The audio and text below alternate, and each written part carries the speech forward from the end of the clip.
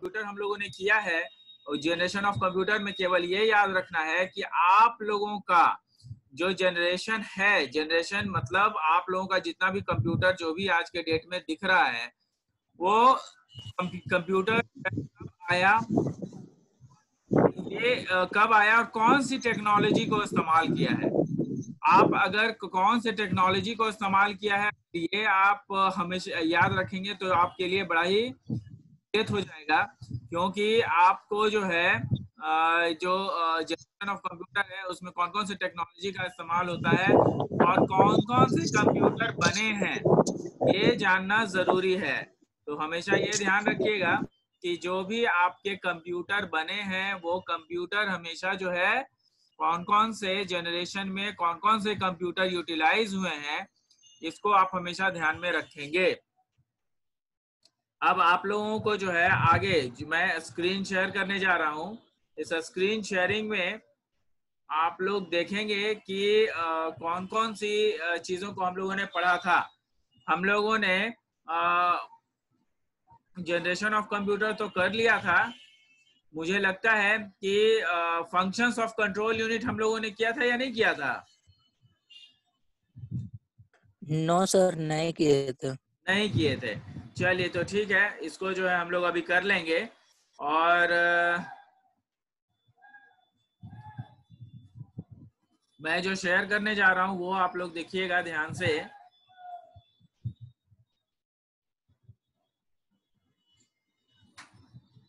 हम लोगों ने देखिए ये किया हुआ है, ब्लॉक डायग्राम ऑफ कंप्यूटर हम लोगों ने कर लिया था, और हम लोगों ने ये किया हुआ था, हम लोगों ने जनरेशन ऑफ कंप्यूटर किया था। इसके बाद है Von Neumann architecture. Von Neumann architecture में शायद हम लोग किए थे कि नहीं? वॉन न्यूमन आर्किटेक्चर कर लिए थे? हाँ सर, कर लिए थे। वॉन न्यूमन आर्किटेक्चर कर लिए थे। तो इसका मतलब जो नेक्स्ट है वो हमें करना है क्या?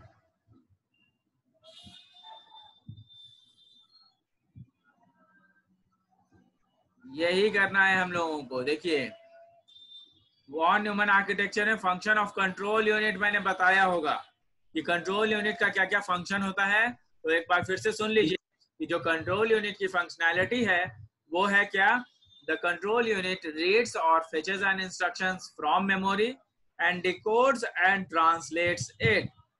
कहने का मतलब कि जो आपका कंट्रोल यूनिट होता है वो रीड करता है इंस्ट्रक्शंस को यहाँ से, मेमोरी से, और डिकोड और ट्रांसलेट करता है। डिकोड और ट्रांसलेट का मतलब क्या होता है इसको ध्यान से सुनिएगा।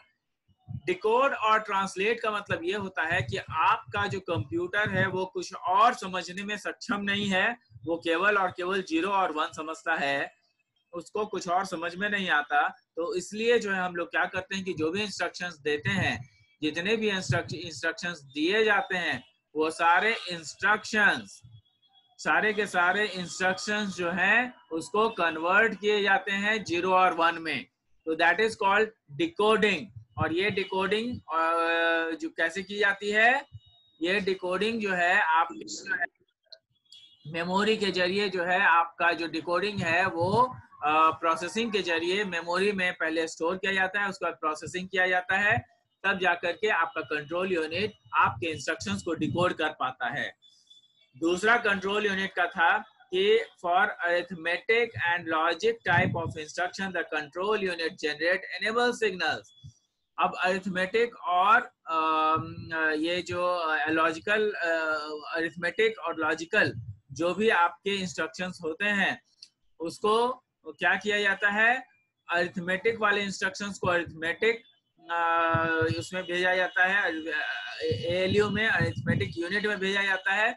जो लॉजिकल सिग्नल्स होते हैं उसको लॉजिक यूनिट में भेजा जाता है so that it can be processed.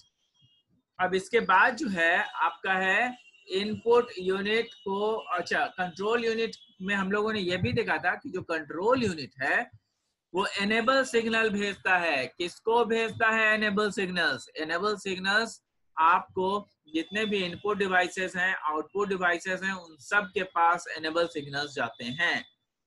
और ये एनेबल सिग्नल्स जो है वो आपका इनपुट आउटपुट डिवाइस को जाता है, और ये एनेबल सिग्नल्स क्या करता है, ये एनेबल सिग्नल्स जो है जनरेट करता है और मदद करता है कि आपका इनपुट यूनिट इंस्ट्रक्शन दे सके, आउटपुट यूनिट आपका आउटपुट प्रोड्यूस कर सके।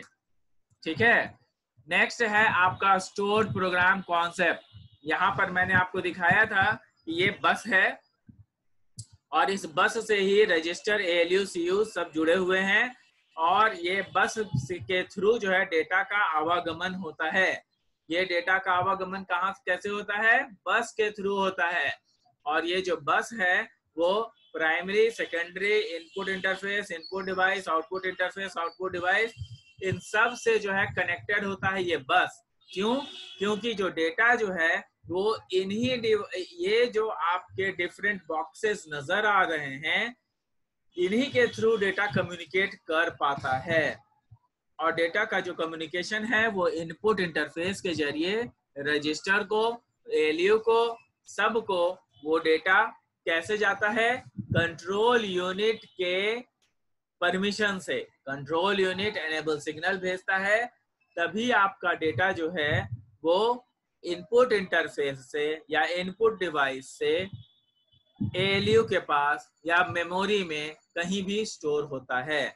और उसी तरीके से आउटपुट इंटरफेस और आउटपुट डिवाइस के साथ भी ये जुड़ा होता है। और आपका control unit is whole and sole responsible for moving the data from one place to another.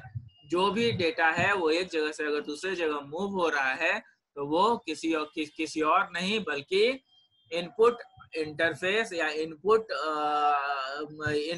Devices और आउटपुट इंटरफेस, आउटपुट डिवाइसेस के जरिए प्राइमरी मेमोरी, सेकेंडरी मेमोरी तक पहुंचता है। और फिर कंट्रोल यूनिट जब ALU के पास आता है तो वहां पे मौजूद रजिस्टर का इस्तेमाल करता है। रजिस्टर का इस्तेमाल क्यों करता है, रजिस्टर का इस्तेमाल क्यों करता है, कोई बता सकते हैं? एनीबॉडी हु कैन टेल मी?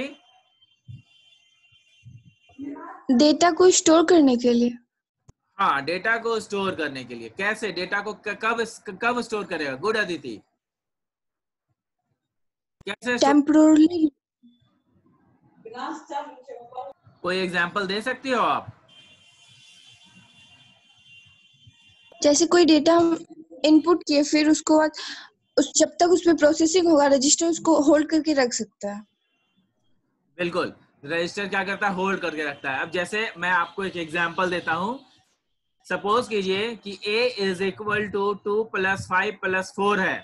तो 2 + 5 + 4 है, तो इसका मतलब ये हुआ कि आपका जो फाइनल आंसर आने वाला है वो 2 + 5 7 और 7 + 4 11। ये आपका फाइनल आंसर 11 होगा। लेकिन इसको डेटा स्टोर कैसे करेगा, इसको यूज कैसे करेगा?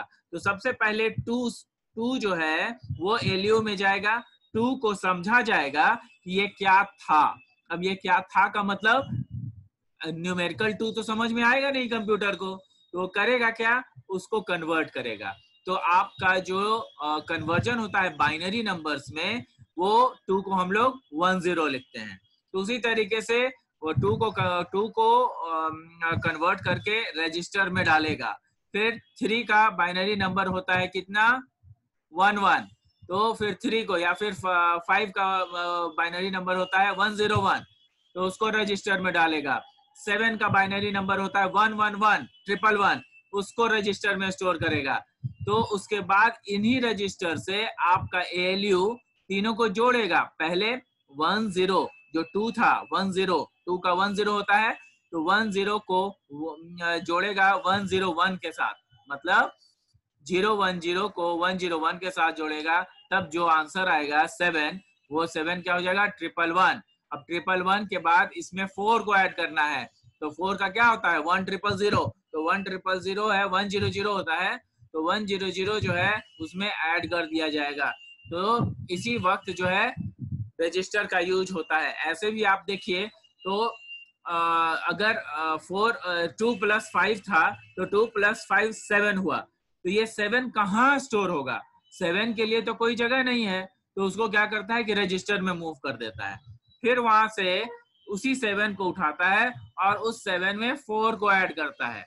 फिर उसके बाद 11 कहाँ स्टोर होगा? रजिस्टर में स्टोर होगा। फिर रजिस्टर में स्टोरेज के बाद नेक्स्ट इंस्ट्रक्शन जैसे ही आता है, रजिस्टर जो है वो क्या होता है, रजिस्टर के थ्रू जो है आपका आउटपुट मेमोरी में चला जाता है या आउटपुट इंटरफेस को चला जाता है।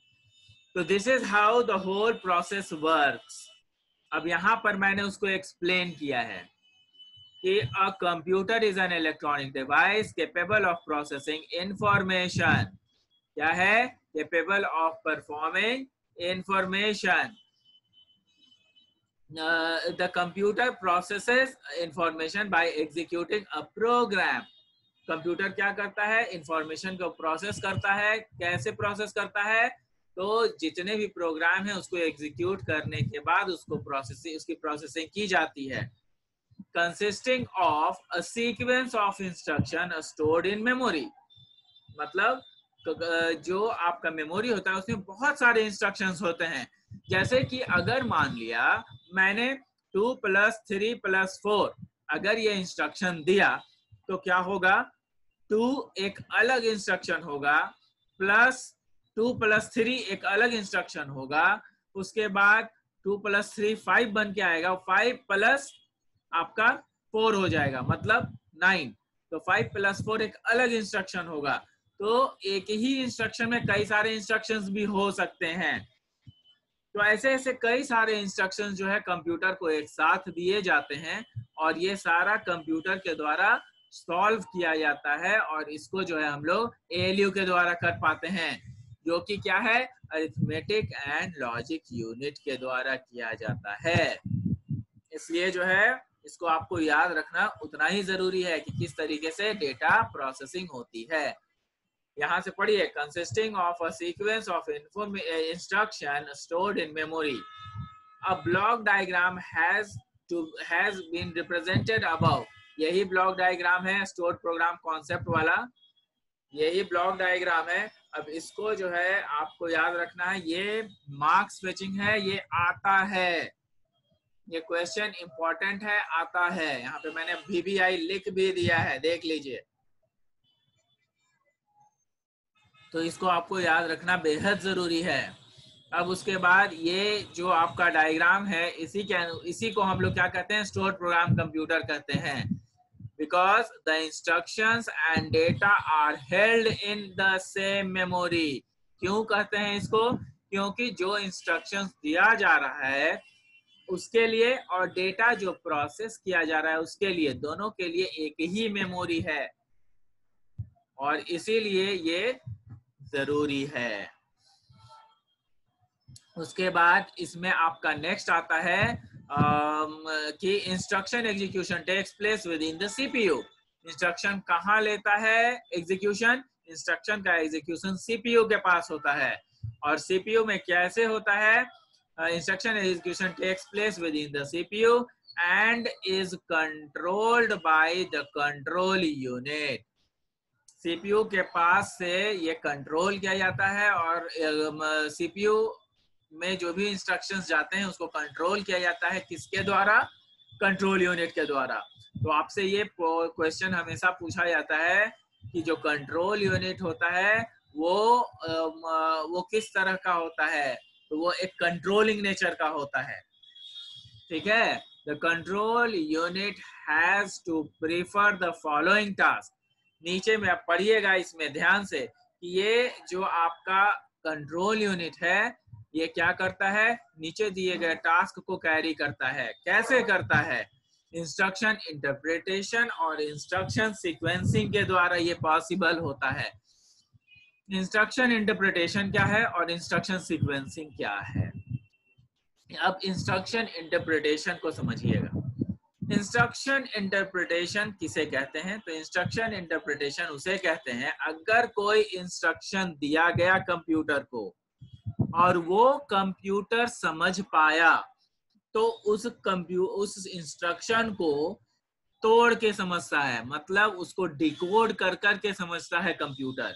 तो जब डिकोडिंग होता है तो डिकोडिंग में क्या होता है कि जो इंस्ट्रक्शन है वो कुछ और नहीं करता है बल्कि आपका जो इंस्ट्रक्शन है वो इंस्ट्रक्शन इंटरप्रिटेशन का काम करता है। वो इंस्ट्रक्शन को समझने की कोशिश करता है, जितने भी आपके इंस्ट्रक्शंस हैं उसको डिकोड करता है और उसको समझने की कोशिश करता है। जबकि इंस्ट्रक्शन सीक्वेंसिंग क्या करता है कि जो भी आपका इंस्ट्रक्शंस, अगर 10 इंस्ट्रक्शंस आए हैं तो 10 इंस्ट्रक्शंस में से पहले कौन सा इंस्ट्रक्शन एग्जीक्यूट करेगा, पहला इंस्ट्रक्शन, फिर दूसरा इंस्ट्रक्शन, फिर पांचवा इंस्ट्रक्शन, फिर 9वां इंस्ट्रक्शन, फिर 7वां इंस्ट्रक्शन, फिर 8वां इंस्ट्रक्शन।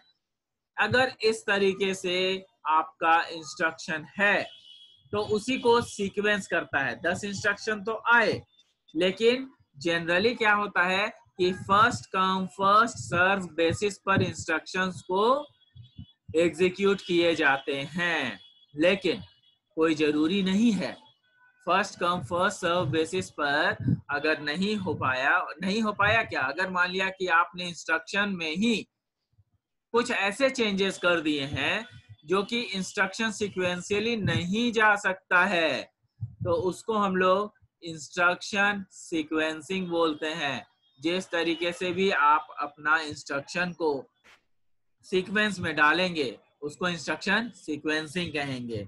एग्जाम्पल में क्या है, एग्जाम्पल में आप ऐसा समझिए कि certain 10 set of execution 10 instruction है, तो 10 इंस्ट्रक्शन अगर first come first serve basis पे अगर काम करेंगे तो पहला इंस्ट्रक्शन पहले एग्जीक्यूट होगा, दूसरा इंस्ट्रक्शन दूसरा इंस्ट्रक्शन दूसरे नंबर पे एग्जीक्यूट होगा, उसी तरीके से तीसरा, चौथा, पांचवा, छठा, 7वां, 8वां और 9वां, 10वां, ये सारे इंस्ट्रक्शन उसी तरीके से एग्जीक्यूट होंगे। लेकिन अगर हम इंस्ट्रक्शन में ही ये डाल दें कि फॉर लूप हमने डाल दिया, कोई लूपिंग डाल दिया, जिसकी वजह से क्या होता है कि तीसरा इंस्ट्रक्शन या चौथा इंस्ट्रक्शन या 8वां इंस्ट्रक्शन रिपीट हो जाए, 2 बार रिपीट हो जाए, 3 बार रिपीट हो जाए, तो 8वां जो इंस्ट्रक्शन है वो अगर 3 बार रिपीट हो रहा है तो 8वां इंस्ट्रक्शन जो है वो 3 बार सीक्वेंस में डाला जाएगा।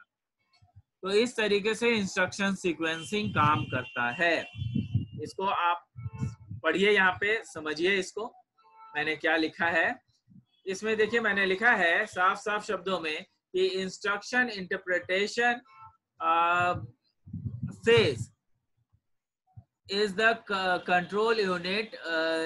In the instruction interpretation phase, the control unit reads an instruction.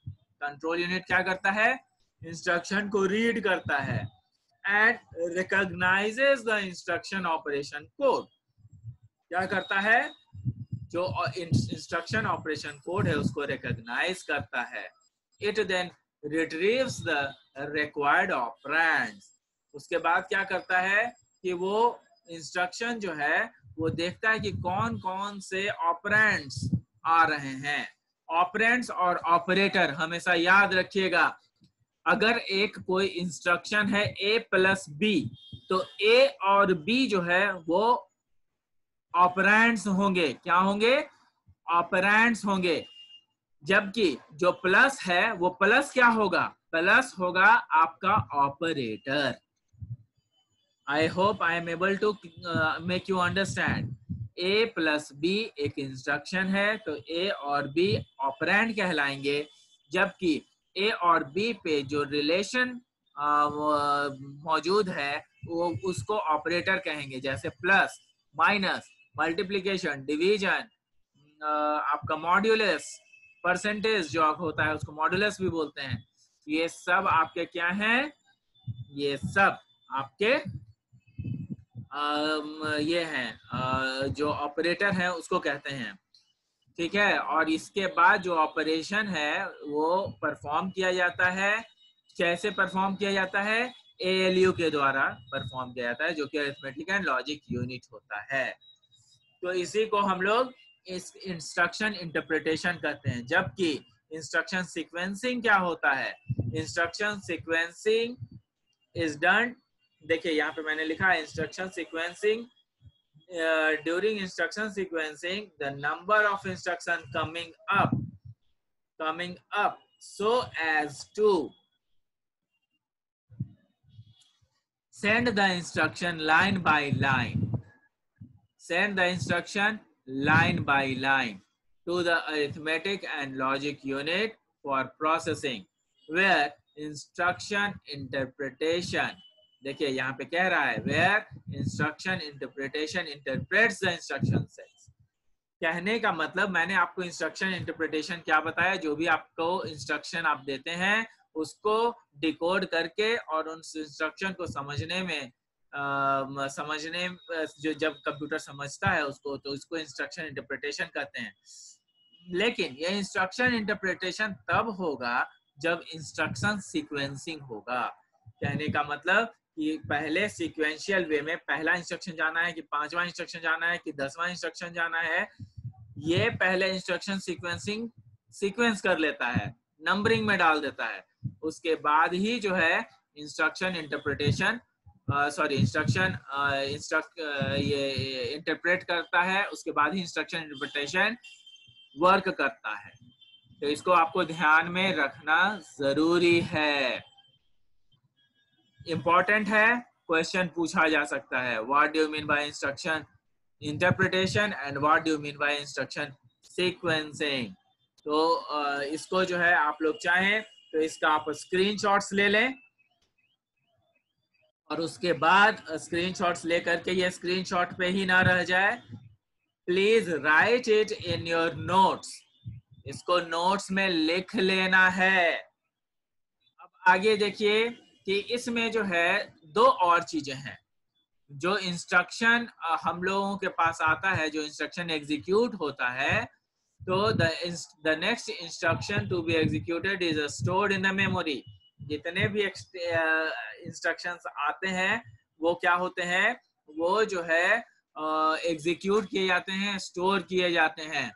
तो ये जो स्टोरेज सिस्टम है वो क्या होता है कि स्टोरेज, उस स्टोरेज में हम लोग क्या करते हैं कि उस स्टोरेज में जो आपका वर्ड है, जो स्टोर्ड, जो जिस भी मेमोरी वर्ड में वो स्टोरेज है, जैसे मान लीजिए कि आपके पास एक इंस्ट्रक्शन आया a+b+c, तो a+b+c जो इंस्ट्रक्शन है, पहला इंस्ट्रक्शन आपका हो गया a+b, तो a+b के लिए कोई और लोकेशन होगा. लोकेशन मतलब किसी और लोकेशन में सेट किया जाएगा, उसको रखा जाएगा, किसी और मेमोरी में रखा जाएगा.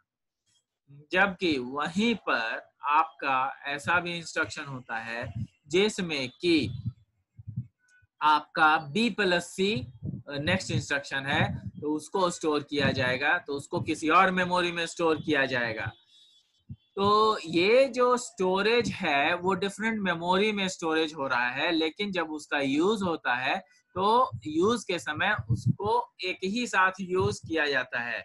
जैसे यहाँ पे देखिए मैंने लिखा है the next instructions to be executed is stored in the memory word that immediately follows the memory word where the current instruction is held. जो भी करंट इंस्ट्रक्शन है वो मेमोरी में रखा जाता है और बाकी जो इंस्ट्रक्शंस और आने वाले हैं उसको लाइन अप करके रखा जाता है. तो ये हमेशा हम लोग याद रखेंगे किस तरीके से आपका जो इंस्ट्रक्शंस है वो काम करता है. अब इंस्ट्रक्शंस को काम करने के लिए दो चीज चाहिए. पहला, जब आपका एक्सेप्शनल सिचुएशन हो जाता है, एक्सेप्शनल सिचुएशन का मतलब ये होता है कि आपका जो इंस्ट्रक्शन है वो लाइन बाय लाइन नहीं आता है. लाइन बाय लाइन नहीं आने का मतलब ये है कि आपका जो इंस्ट्रक्शन है वो कैसे आएगा, वो पहला लाइन कभी भी आएगा, दूसरा लाइन कभी भी आएगा. मतलब पहला के बाद चौथा आ सकता है, चौथा के बाद दूसरा आ सकता है, दूसरा के बाद पांचवा आ सकता है, पांचवा के बाद आठवां लाइन एग्जीक्यूट हो सकता है. तो इसमें क्या होगा कि ये एक एक्सेप्शनल सिचुएशन है और इस एक्सेप्शनल सिचुएशन को कंट्रोल किया जा सकता है. और इस एक्सेप्शनल सिचुएशन को कैसे कंट्रोल कर सकते हैं, तो इस एक्सेप्शनल सिचुएशन को कंट्रोल करने के लिए आपके पास दो चीजें होती है. एक होता है ब्रांच इंस्ट्रक्शन और दूसरा होता है सब रूटीन कॉल्स. तो ब्रांच इंस्ट्रक्शन क्या करता है कि आपके जो इंस्ट्रक्शन है, जहां पर से अगर मान लिया कि आपके पास 10 इंस्ट्रक्शन हैं, सपोज कीजिए कि आपके पास 10 इंस्ट्रक्शन हैं, तो 10 इंस्ट्रक्शन को वो एक साथ एग्जीक्यूट नहीं करेगा, बल्कि लाइन बाय लाइन एग्जीक्यूट करेगा। लेकिन हो सकता है कि पहला, दूसरा और तीसरा इंस्ट्रक्शन लगातार हो जाए, लेकिन उसमें चौथा पांचवा ना हो करके फिर सातवां छठा आ जाए। तो अगर ये एक जंप इंस्ट्रक्शन है जो कि सातवां के पास चला गया और सातवां के बाद फिर वो कंटिन्यू किया, सातवां, आठवां, नौवां, 10वां, तो उसको ब्रांच इंस्ट्रक्शन बोलेंगे। क्यों? क्योंकि बीच में का जो इंस्ट्रक्शन है, चौथा और पांचवा इंस्ट्रक्शन, वो एग्जीक्यूट हुआ ही नहीं। चौथा, पांचवा, छठा जो इंस्ट्रक्शन है वो एग्जीक्यूट नहीं हो पाया। तो एक जगह से इंस्ट्रक्शन कहाँ चला गया? दूसरे जगह पे, दूसरे ब्रांच पे, तो उसको क्या कहेंगे? Branch instruction. जबकि दूसरा होता है सब रूटीन कॉल्स। दूसरा क्या होता है? सब रूटीन कॉल्स होता है। सब रूटीन कॉल्स में क्या होता है कि एक बार जंप तो कर गया, सातवां आठवां में चला गया, लेकिन सातवां आठवां नौवां 10वां करने के बाद फिर से वापस वो चौथा, पांचवा और छठा को एग्जीक्यूट करेगा। तो उसको जो है हम लोग क्या कहते हैं? उसको हम लोग कहते हैं सब रूटीन कॉल्स। तो ये मैं आपको अभी डायग्राम के जरिए बताता हूं, देखिएगा। यहाँ पे सपोज कीजिए कि यहाँ पे एक इंस्ट्रक्शन है,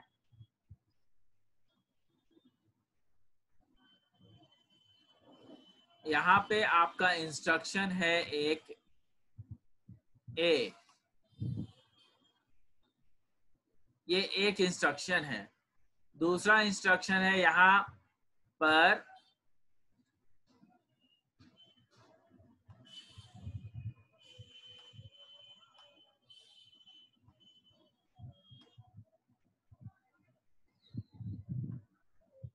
बी, और इसी तरीके से ऐसे कई सारे इंस्ट्रक्शन होंगे। यहाँ पे सी भी होगा।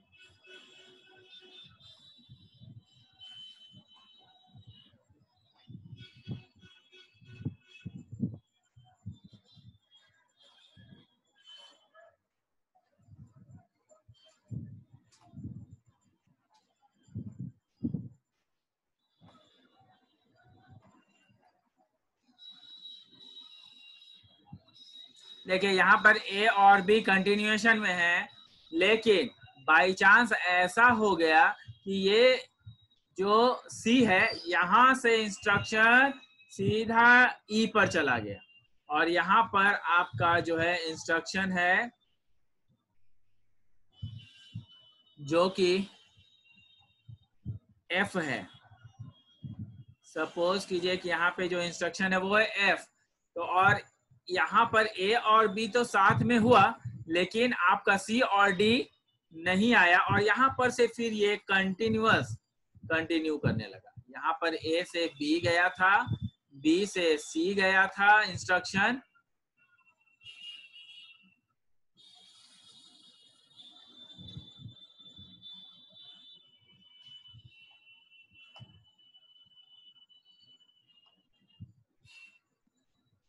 और सी के बाद सीधा ई पर चला आया है। फिर एफ से कंटिन्यू कर रहा है, एफ के बाद फिर यहाँ पर जी पे गया, तो ई एफ जी कंटिन्यूएशन में है, मतलब सी और डी को कभी उसने टच किया ही नहीं। तो इसको क्या बोलेंगे? इसको ब्रांच इंस्ट्रक्शन बोलेंगे। लेकिन वहीं पर ई एफ और जी को के बाद कंटिन्यूअस किया, और फिर से वो यहाँ पर आपके पास सी पे आ गया। फिर से क्या हुआ कि वो सी पे आ गया। तो सी से फिर कंटिन्यू अगर करेगा तो इसको सब रूटीन कॉल्स बोलेंगे। क्या बोलेंगे? सब रूटीन कॉल्स बोलेंगे। तो ये हमेशा ध्यान रखिए, ए और बी कंटिन्यूड थे, बी से ई के पास चला गया और ई के बाद एफ जी कंटिन्यू करने लगा, लेकिन जी के बाद जब जी के बाद फिर से वापस से सी और डी और ई को कंटिन्यू जब करता है तो उसको हम लोग सब रूटीन कॉल्स बोलते हैं। यहाँ पे सब रूटीन कॉल्स में ये समझना बहुत ही जरूरी है कि जो सब रूटीन कॉल्स होता है उस सब रूटीन कॉल्स में आपके सेट ऑफ इंस्ट्रक्शन एक साथ एग्जीक्यूट किए जाते हैं, जो कि एक स्ट्रक्चर या फिर एक अलग से सब प्रोग्राम्स भी उसको कह सकते हैं। तो आप अब यहाँ पे इसको पढ़ लीजिए कि ब्रांच इंस्ट्रक्शन में हमने क्या आपको लिखा है। यहाँ पे देखिए, branch instruction, in branch instruction that controls unit jumps to an instruction stored in some arbitrary address P। जो भी आपका ये आर्बिट्ररी एड्रेस है यहाँ B से वो E पे चला गया as the next instruction to be executed। समझ लीजिए कि ये E जो है यही P है। उसके बाद ये जो है आपका E वो आपका P है। यहाँ पे इसको समझ लीजिए कि ये P1 है। अब उसके बाद क्या हुआ कि as the next instruction to be executed and continues from the jump instruction, मतलब P से फिर उसने कंटिन्यू कर लिया, तो उसको हम लोग क्या कहेंगे? Branch instruction. जबकि आपका जो नेक्स्ट सब रूटीन कॉल्स है वो क्या है? इन सब routine calls the control unit begins executing a complete program। मतलब कंट्रोल यूनिट जो है बिगिन करता है एग्जीक्यूट करने के लिए, और उसके बाद यहाँ पर कैसे एग्जीक्यूट करता है? वो सब प्रोग्राम के पास चला जाता है।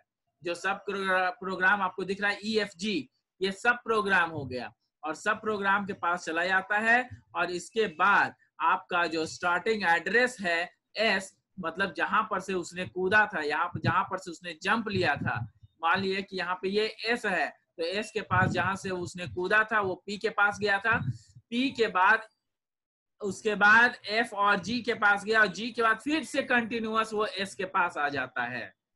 and it returns to the next instruction after the subroutine call। तब इसको जो है कहा जाता है यस, ये है जो है आपका इंस्ट्रक्शन सब रूटीन कॉल्स में आता है। तो आज हम लोगों ने बहुत कुछ सीखा। आज हम लोगों ने ये देखा कि ब्रांच इंस्ट्रक्शन क्या होता है, सब रूटीन कॉल्स क्या होता है। हमने ये भी देखा कि हम लोग के पास थोड़ा कम समय है तो खत्म हो जाएगा ये, लेकिन इसका मैं रिकॉर्डिंग आपको रखा हूँ, इसको भेज दूंगा। आप ये देखिएगा कि हम लोगों ने आज इंस्ट्रक्शन इंटरप्रिटेशन किया, इंस्ट्रक्शन सीक्वेंसिंग किया, स्टोर्ड प्रोग्राम कॉन्सेप्ट किया, तो काफी कुछ हमने किया आज। इसको जो है आप लोग स्क्रीनशॉट ले लीजिए और ध्यान रखिए कि आप लोग हमेशा क्लास अटेंड करेंगे, क्लास छोड़िएगा मत। तो thanks and thanks for joining my class. इसके बाद आपकी जब भी क्लासेस होंगी तो उसमें भी आप लोग हमेशा प्रेजेंट रहिएगा। रिकॉर्डिंग मैं कर रहा हूँ, रिकॉर्डिंग आपको भेज दी जाएगी। That's all, thank you. Next जो है हम लोग